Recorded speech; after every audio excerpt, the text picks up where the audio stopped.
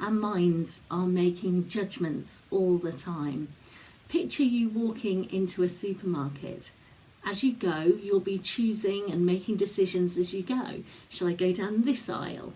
Do I need anything from it? Maybe choosing between items. You could be someone who looks at all the nutritional information on the back, or just go with a sense of which one you like, you choose. We all do the same thing when we get to the checkout as well. We try and scan and judge which queue is the shortest.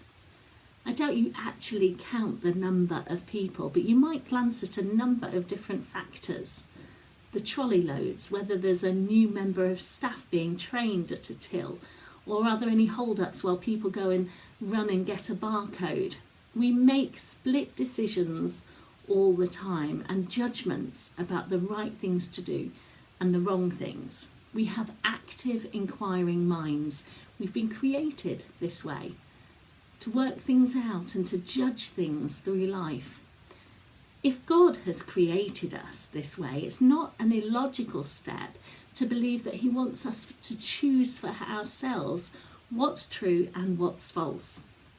Doubts are therefore normal and part of this questioning mind that we have. So first, let's remove any feeling that it's wrong to doubt. However, faith is being sure of what we can't see. So how does that work? Well, I have faith all the time. I have faith in my daughter's teachers to keep them safe and learning when they're at school.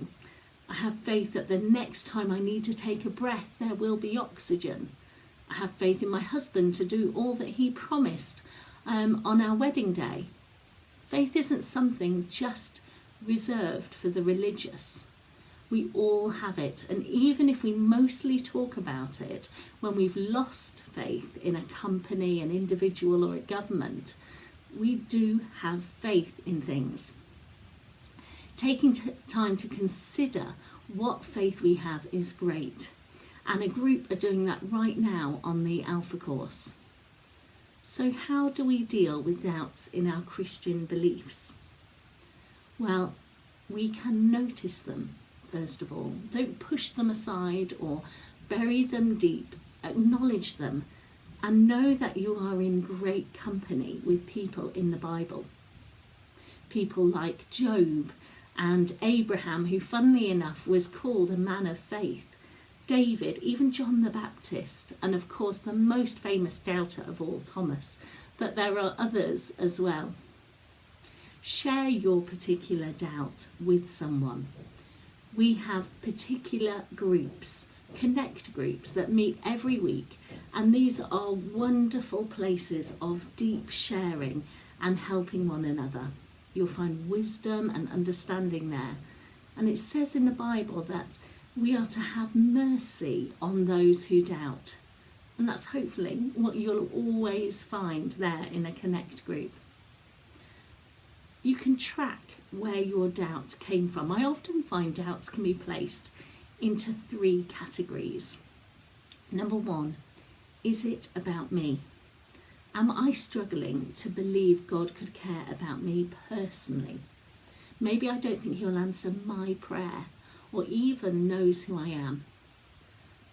Sometimes this can really be about our own sense of worth and value. The second one is it about God? Are my doubts about God's existence, if the Bible is true, if Jesus really lived? And number 3, is it about what I see around me? Am I overwhelmed with seeing suffering, natural disasters, or trying to make sense of evil? When I've tracked the root of my doubt, it can then be easier to find the right path to take through it. If it's about me, then a chat with someone wise who will listen and reflect back to me what I'm saying and who's willing to walk with me through it can be really helpful. If it's about God or about the world I see around me, then knowing how to access thinking that others have done on this is really useful. There are many resources out there on this. I like the bethinking.org website, which has so many talks and articles to watch or read. The book The Case for Christ by Lee Strobel is great for tracking one man's journey from being an atheist to a Christian as he sought out answers. There's The Reason for God by Tim Keller. You could read or reread the Gospels, see the places where Jesus actually invites questions and poses them himself. And there's the Alpha Course, where you look at the big questions, you hear from others who've done some thinking on this, and you get to discuss and chat with a small group. Finally, I've discovered that there are some doubts or questions that I just won't know the answers to this side of heaven. The Christian faith isn't something to be learnt and picked apart.